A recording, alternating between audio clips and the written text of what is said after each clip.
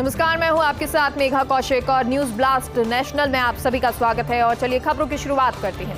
राष्ट्रीय रक्षा यूनिवर्सिटी के उद्घाटन में पीएम मोदी का संबोधन। कहा, रक्षा क्षेत्र में चुनौतियों के हिसाब से काम जरूरी।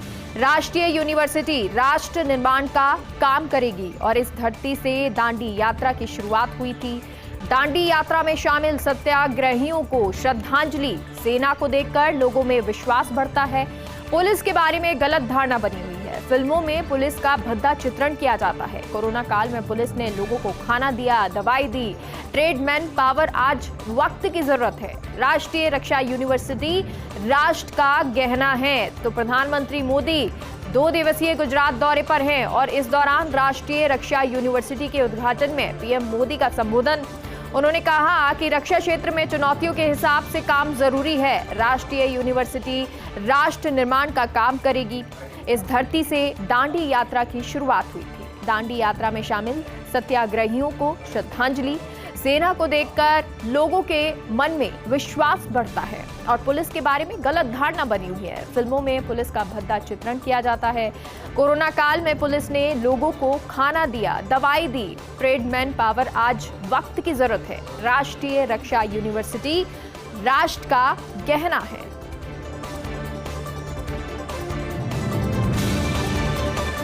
केंद्र सरकार देश में विकसित करेगी 8 नए शहर। केंद्र की योजना पर राज्य सरकार ने भी शुरू की कवायद।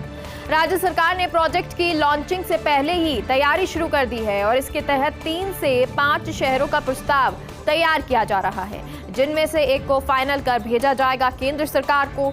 और इसके लिए नगर नियोजन विभाग ने 6 अफसरों की कमेटी बनाई है और उन्हें 31 मार्च तक ऐसे संभावित शहरों के सौंपने होंगे प्रस्ताव। केंद्र ने 8 नए ग्रीनफील्ड शहर बनाने के लिए प्रावधान किया है और 8,000 करोड़ रुपए की योजना में एक शहर को मिलेगा 1,000 करोड़। शहरों की सीमा में ही एक बड़े एरिया को किया जा रहा है विकसित और उस एरिया को विकसित किया जा सकता है। दूसरे शहर के रूप में कुछ गांवों को जोड़ नया शहर हो सकता है विकसित, क्योंकि अभी इस पर काम होगा। गठित कमेटी राज्य के विभिन्न शहरों की आर्थिक, सामाजिक, भौतिक आधारभूत सुविधाओं की उपलब्धता का अध्ययन करेगी और एक राज्य केवल एक शहर के लिए आवेदन कर सकेगा। केंद्र सरकार इसको लेकर जल्द जारी करेगा विस्तृत गाइडलाइन। तो केंद्र सरकार इसको लेकर गाइडलाइन जारी कर देगी और अब हो सकता है कि 8 नए शहर जो हैं वो सामने आए। जल्द ही इनको देश में विकसित किया जाए। केंद्र सरकार इसके लिए लगातार तत्पर है। केंद्र की योजनाओं पर राज्य सरकार ने भी कवायद शुरू कर दी है। राज्य सरकार ने प्रोजेक्ट की लॉन्चिंग से पहले ही तैयारी शुरू कर दी है और इसके तहत 3 से 5 शहरों का प्रस्ताव तैयार किया जा रहा है, जिसमें एक को फाइनल कर भेजा जाएगा केंद्र सरकार को। और इसके लिए नगर नियोजन विभाग ने 6 अफसरों की कमेटी बनाई है और उन्हें 31 मार्च तक ऐसे संभावित शहरों के प्रस्ताव सौंपने होंगे। केंद्र ने 8 नए ग्रीनफील्ड शहर बनाने के लिए प्रावधान किया है। 8,000 करोड़ रुपए की योजना में एक शहर को मिलेगा 1,000 करोड़ रुपए। तो वहीं शहरों की सीमा में एक ही बड़े एरिया को विकसित किया जा सकता है। वहीं दूसरे शहर के रूप में कुछ गांवों को जोड़कर नया शहर विकसित किया जा सकता है। गठित कमेटी राज्य के विभिन्न शहरों की आर्थिक, सामाजिक, भौतिक आधारभूत सुविधाओं की उपलब्धता का अध्ययन करेगी। एक राज्य केवल एक शहर के लिए ही आवेदन कर सकेगा। केंद्र सरकार इसको लेकर जल्द ही विस्तृत गाइडलाइन जारी करेगा। यूपी चुनाव का परिणाम का पोस्टमार्टम। कांग्रेस के 97%, बसपा के 72% प्रत्याशियों की जमानत जब्त हो गई। 33 सीटों पर चुनाव लड़ने वाली आरएलडी कांग्रेस से बेहतर है। यूपी चुनाव में आरएलडी ने हासिल किए 2.9% वोट। जहां यूपी चुनाव में भारतीय जनता पार्टी को प्रचंड बहुमत मिला, वहीं समाजवादी पार्टी ने भाजपा को दी हर सीट पर कड़ी टक्कर। लेकिन कांग्रेस के 399 उम्मीदवारों में से 387 की जमानत जब्त तो हो गई है। कांग्रेस पार्टी के महज 2 ही प्रत्याशी अपनी सीट को बचा सके। वहीं बसपा की बात करें तो यहां 403 उम्मीदवारों में से 290 अपनी जमानत नहीं बचा सके। तो ये एनालिसिस आपको बता रहे हैं चुनावों का। यूपी चुनाव परिणाम का ये पोस्टमार्टम है। कांग्रेस के 97%, बसपा के 72% प्रत्याशियों की जमानत जब्त हो गई। 33 सीटों पर चुनाव लड़ने वाली आरएलडी भी कांग्रेस से बेहतर है। यूपी चुनाव में आरएलडी ने हासिल किए हैं 2.9% वोट। जहां यूपी चुनाव में भारतीय जनता पार्टी को प्रचंड बहुमत मिला, वहीं समाजवादी पार्टी ने भाजपा को हर सीट पर कड़ी टक्कर दी है। लेकिन कांग्रेस के 399 उम्मीदवारों में से 387 की जमानत जब्त हो गई है और कांग्रेस पार्टी के महज 2 ही प्रत्याशी अपनी सीट को बचा सके। वहीं बसपा के 403 उम्मीदवारों में से 290 अपनी जमानत नहीं बचा सके। 5 राज्यों के विधानसभा चुनाव के बाद राष्ट्रपति चुनाव का गणित। अप्रैल से जुलाई के बीच संसद में भाजपा के पास 57% मतदाता। राज्यसभा से रिटायर हो रहे हैं 66 सदस्य, जिनमें एनडीए के 30, और अगर सभी सीटों पर गैर एनडीए पार्टियों के सदस्य चुने गए तो सभी सांसद जो हैं संसद में भाजपा के पास रहेंगे 52% मतदाता।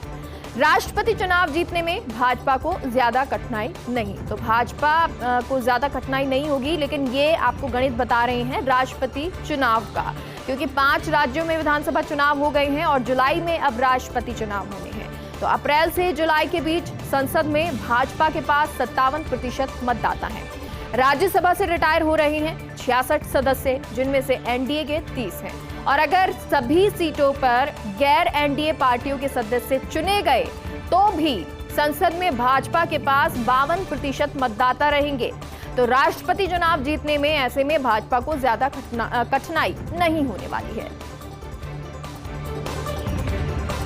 उत्तर प्रदेश में नए शपथ ग्रहण की तारीख 15 या 21 मार्च को हो सकता है शपथ ग्रहण। जानकार सूत्रों के हवाले से खबर है, कल दिल्ली जा सकते हैं योगी आदित्यनाथ। प्रधानमंत्री मोदी और जेपी नड्डा से मुलाकात हो सकती है। मुलाकात के बाद शपथ ग्रहण की तारीख तय हो जाएगी।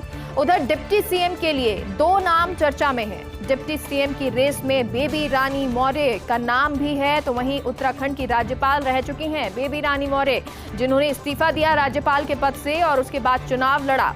तो अब उत्तर प्रदेश में नए शपथ ग्रहण की तारीख 15 या 21 मार्च को ये शपथ ग्रहण हो सकता है। जानकार सूत्रों के हवाले से खबर है कि कल दिल्ली जा सकते हैं योगी आदित्यनाथ और प्रधानमंत्री मोदी और जेपी नड्डा से मुलाकात हो सकती है। मुलाकात के बाद शपथ ग्रहण की तारीख तय हो जाएगी। उधर डिप्टी सीएम के लिए 2 नाम चर्चा में हैं। डिप्टी सीएम की रेस में बेबी रानी मौर्य का नाम है। वहीं आपको बता दें, बेबी रानी मौर्य जो उत्तराखंड की राज्यपाल रह चुकी हैं, लेकिन अब उन्होंने इस्तीफा दे दिया, चुनाव लड़ा, चुनाव जीत गई और हो सकता है कि अब उनको यूपी में डिप्टी सीएम बना दिया जाए।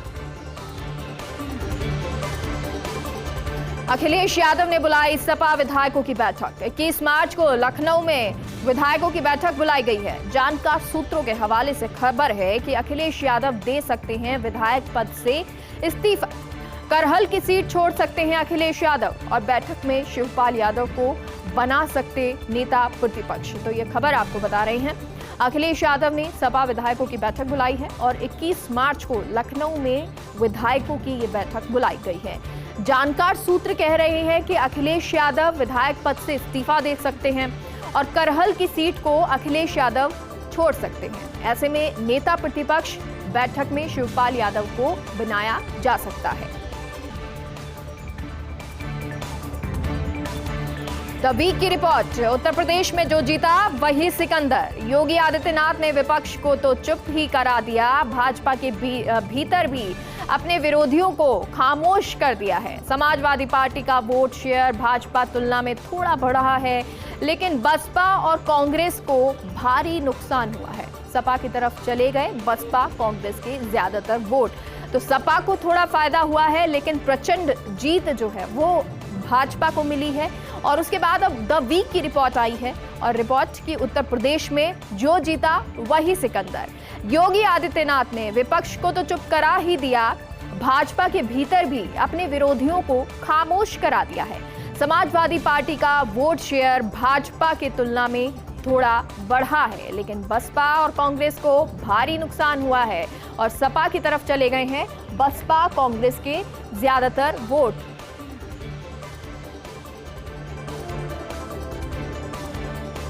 ब्लास्ट खबरों का रुख करते हैं। पार्टी की हार के बाद दिन भर बैठकों में व्यस्त रहे अखिलेश यादव। शुक्रवार को दिन भर विधायकों और पार्टी नेताओं के साथ बातचीत, 2024 के लोकसभा चुनाव की तैयारी में जुटने की अपील, भाजपा पर ईवीएम में गड़बड़ी करके जनादेश हड़पने का आरोप लगाया। इससे पहले सपा नेता अखिलेश यादव ने किया था ट्वीट, उत्तर प्रदेश के मतदाताओं को सपा का समर्थन करने के लिए धन्यवाद दिया। तो अखिलेश यादव की व्यस्तता, पार्टी के हार के बाद दिन भर बैठकों में व्यस्त रहे अखिलेश यादव। शुक्रवार को दिन भर विधायकों और पार्टी नेताओं के साथ उन्होंने बातचीत की और 2024 के लोकसभा चुनाव की तैयारियों में जुटने की अपील की है। भाजपा पर ईवीएम में गड़बड़ी करके जनादेश हड़पने का आरोप लगाया। इससे पहले सपा नेता अखिलेश यादव ने ट्वीट किया और उत्तर प्रदेश के मतदाताओं को सपा का समर्थन करने के लिए धन्यवाद दिया।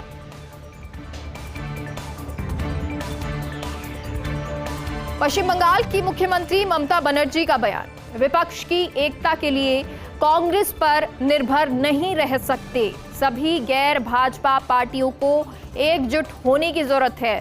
भाजपा की जीत का 2024 में नहीं होगा इतना असर। उत्तर प्रदेश में भाजपा को मिला विपक्ष को एकजुट नहीं होने का फायदा और इसके अलावा भाजपा ने किया सरकारी साधनों का दुरुपयोग। अखिलेश को करना चाहिए ईवीएम की फॉरेंसिक जांच की मांग। तो पश्चिम बंगाल की मुख्यमंत्री ममता बनर्जी का यह बयान, उन्होंने कहा विपक्ष की एकता के लिए कांग्रेस पर निर्भर नहीं रह सकते हैं।